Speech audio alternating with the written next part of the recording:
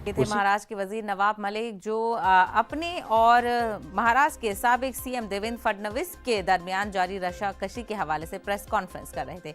आगे बढ़ेंगे। 30 अक्टूबर को 3 लोकसभा और 29 असेंबली सीटों पर हुए जिमनी इंतखाबात के नतायज का ऐलान आज होगा। वोटों की गिनती शुरू हो गई है और इब्तिदाई रुझानात भी आने लगे हैं। आसाम की 5, मगरबी बंगाल की 4, मध्य प्रदेश, हिमाचल प्रदेश और मेघालय की 3-3, बिहार, कर्नाटक और राजस्थान की 2-2, जबकि आंध्र प्रदेश, हरियाणा, महाराष्ट्र, मिजोरम और तेलंगाना की 1-1 सीटों पर वोटिंग हुई थी, जिसमें राय दहिंदगान ने बढ़ चढ़कर हिस्सा लिया था।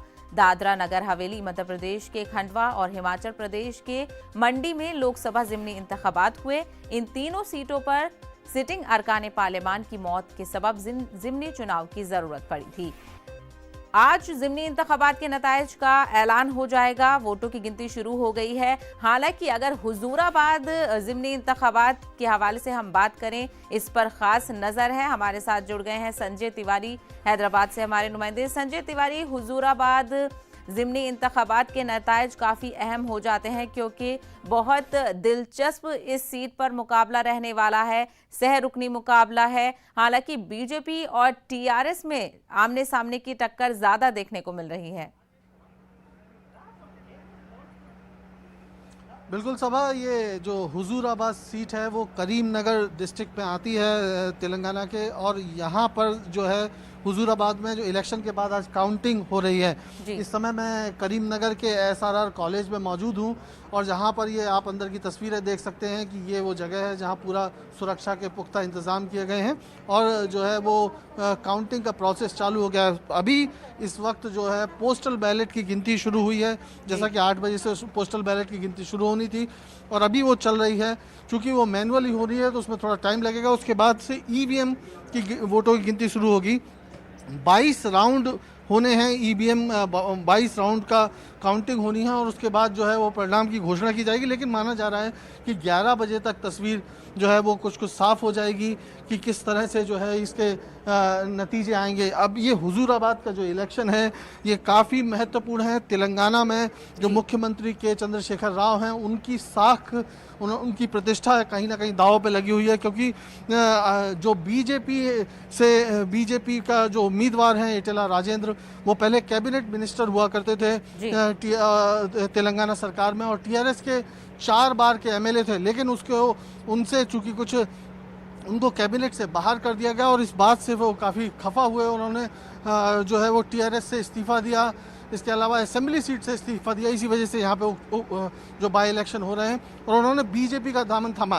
अब इम्पोर्टेंट सवाल यह है कि अगर बीजेपी इस सीट को जीत जाती है तो माफ़ कीजिएगा, जैसे ही कहा गया था जीएचएमसी इलेक्शन में जब बीजेपी ने 4 से सीधे 48 सीटें जीती थी तो ये कहा जा रहा था कि वो चूँकि एक शहर है, शहर में जो है वो बीजेपी का जो दमखम दिख सकता है, लेकिन देहात इलाके में जो रूरल एरिया हैं वहाँ उतना स्ट्रांग नहीं है। लेकिन अगर हुजूराबाद सीट पर बीजेपी अगर जीतती है तो इसका बहुत ही बड़ा इम्पैक्ट जाएगा पूरे तेलंगाना की पॉलिटिक्स पर और वो उसको लेकर इसी वजह से जो है मुख्यमंत्री और बीजेपी दोनों ने पूरी अपनी ताकत झोंकी हुई है। 11 बजे तक माना जा रहा है कि कुछ तस्वीर साफ होना शुरू हो जाएगी और उसके बाद जो है जो पार्टी यहाँ पर चुनाव जीतेगी, अगर टीआरएस का कैंडिडेट जीत जाता है तो जाहिर तौर पर मुख्यमंत्री मजबूत होकर और सामने आएंगे। कहीं ना कहीं अपनी जमीन बनाने की कोशिश तो कर ही रही है तेलंगाना में, लेकिन जिस तरीके से आपने बताया है कि चंद्रशेखर की साख का मामला है, उधर दूसरी तरफ इटाला राजेंद्र की साख का भी मामला है। हालांकि कैंपेनिंग के दौरान हमने देखा था कि चंद्रशेखर उस तरीके से अपने नुमाइंदे की कैंपेनिंग करने में सामने नहीं आए, तो क्या इसका असर दिख सकता है आज नतायज के ऐलान में? दरअसल जो मुख्यमंत्री को ही नहीं बाकी भी जो जितने भी, चूंकि इलेक्शन कमीशन ने कहा कि बाहर के जो लीडर्स हैं उनको जाने की इजाज़त नहीं दी गई थी, इसी वजह से बीजेपी की तरफ से कोई भी सेंट्रल लीडरशिप का कोई नेता जो तेलंगाना के बाहर का है वो यहाँ चुनाव प्रचार के लिए नहीं आया। जैसे कि पहले कहा जा रहा था कि पार्टी के अध्यक्ष जेपी नड्डा भी यहाँ पे आ सकते हैं, लेकिन वो नहीं आए। तो इसी तरह से केसीआर को जो मुख्यमंत्री है उनको भी यहाँ पर चुनाव प्रचार की इजाज़त नहीं दी गई थी। लेकिन चूँकि वो राज्य के मुख्यमंत्री हैं, उन्होंने दलित बंधु नाम की एक योजना लागू की जिसमें 10 लाख रुपए तक का माफ़ कीजिएगा चलिए, तो संजय आप हमारे साथ बने रहिए। हम दूसरे कर्नाटक का रुख करेंगे। हमारे साथ हमारे नुमाइंदे रऊफ अहमद हल्लूरू जुड़ गए हैं, उनसे भी जानने की कोशिश करेंगे क्योंकि कर्नाटक में 2 सीटों पर ज़िमनी इंतखाबात होने हैं। आपको हम बता रहे थे कि आंध्र प्रदेश, हरियाणा, महाराष्ट्र, मिजोरम और तेलंगाना की एक-एक सीटों पर वोटिंग हो गई है। तो हमारे नुमाइंदे ने हैदराबाद से जिस तरीके से बताया हमें कि वोटों की गिनती शुरू हो गई है, हालांकि सह रुकनी मुकाबला है, लेकिन देखना ये दिलचस्प होगा कि कौन अपनी साख को बचा पाता है, क्योंकि एक तरफ टीआरएस, दूसरी तरफ बीजेपी,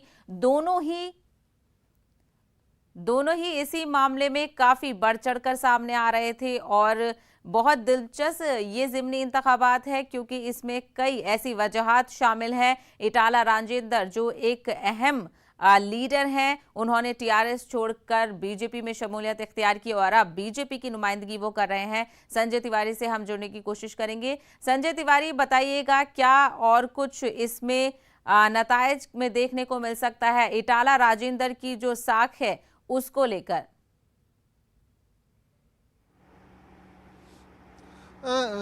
शमा, ये बात समझनी होगी कि इटाला राजेंद्र जो हैं वो जब टीआरएस से छोड़ के बीजेपी में आए तो जाहिर तौर पे अब बीजेपी के लिए ये प्लस पॉइंट है कि उनकी जो 4 बार का एमएलए है पहले से, और वो अब पार्टी की तरफ से चुनाव लड़ रहा है। इटाला राजेंद्र से ज़्यादा बीजेपी की साख और बीजेपी का भविष्य यहाँ पर जो है वो कहीं ना कहीं इस चुनाव से तय होने वाला है जी। और उस दक्षिण की तरफ को जो पार्टी बढ़ना चाहती है, दक्षिण का द्वार माना जाता है तेलंगाना को, तो दक्षिण की तरफ जो पार्टी का अपना प्रभाव और जो अपनी सीटों की संख्या बढ़ाना चाहती है, उसके लिहाज से चूंकि तेलंगाना में अगर उसका प्रभुत्व बढ़ता है तो जाहिर तौर पे इसका असर आंध्र प्रदेश और तमिलनाडु और दूसरे राज्यों में भी होगा। तो ये सारी चीज़ें जो है वो कहीं ना कहीं एक से एक दूसरी कड़ी जुड़ी हुई है। ग्रेटर हैदराबाद म्यूनसिपल कॉरपोरेशन के चुनाव में पार्टी का जो प्रदर्शन रहा उसके ये माना जा रहा था कि वो शहरी इलाका है, लेकिन अब हुजूराबाद एक देहात इलाका है और यहाँ से अगर पार्टी जीतती है तो ज़रूर जाहिर तौर पर उनका जो है वो मोराल कहीं ना कहीं बहुत ऊपर जाएगा। और ख़ास करके जो दूसरी पार्टी हैं, कांग्रेस है या टीआरएस है, उसमें ऐसे असंतुष्ट लोग जिनको पार्टी में वो तवज्जो नहीं मिली, वो अब अपना भविष्य बीजेपी की तरफ भी देख सकते हैं। तो ये जो है इस तरह से, इसीलिए इस सीट के लिए बीजेपी ने अपनी पूरी ताकत लगाई। मुख्यमंत्री जो के चंद्रशेखर राव हैं, जैसा मैं आपको बता रहा था कि दलित बंधु एक योजना उन्होंने लागू की यहाँ पर जी, जिसमें दलितों के अकाउंट में 10-10 लाख रुपए देने की उन्होंने घोषणा की। ये देश की सबसे बहुत ही महत्वाकांक्षी योजना है। जाहिर तौर पे इससे दलितों को फायदा होता है, लेकिन ये आरोप लगाया जा रहा था कि ये चुनाव को ध्यान में रखते हुए लागू की गई थी और उस पर जो है वो इलेक्शन कमीशन ने रोक भी लगा दी थी। अभी फ़िलहाल अकाउंट में पैसा लोगों के ट्रांसफ़र नहीं हुआ है, लेकिन ये इस तरह से जो सोशल इंजीनियरिंग करके मुख्यमंत्री ने, जो टीआरएस पार्टी ने अपना यहाँ पर एज बनाने की कोशिश की थी, लेकिन वाकई में क्या वो जनता के मन में उसका प्रभाव डाल पाए हैं? क्या वाकई में जनता को ये लग रहा है कि जो विकास का जो एजेंडा जो लेकर मुख्यमंत्री चल रहे हैं वो वाकई में हुजूराबाद के लिए कहीं ना कहीं कारगर रहेगा? ये सवाल जो है वो लोगों ने क्या उस बात पर मंथन किया और क्या निर्णय दिया, वो अभी कुछ देर में साफ होने वाला है। जी शमा। बिल्कुल, तो क्या इसमें नतायज सामने आएंगे? और कि दिलचस्प मुकाबला बिल्कुल ये है क्योंकि दोनों ही पार्टी के जो लीडर हैं और दोनों ही पार्टी को अपनी साख बचानी है। हालांकि पार्टी इसमें अहम रहती है या फिर जो एक पर्टिकुलर लीडर है उनका दबदबा इसमें सामने को देखने को मिल सकता है। नतायज पर हमारी नजर बनी रहेगी। संजय तिवारी, हमसे बात करने के लिए बेहद शुक्रिया। कोरोना वबा के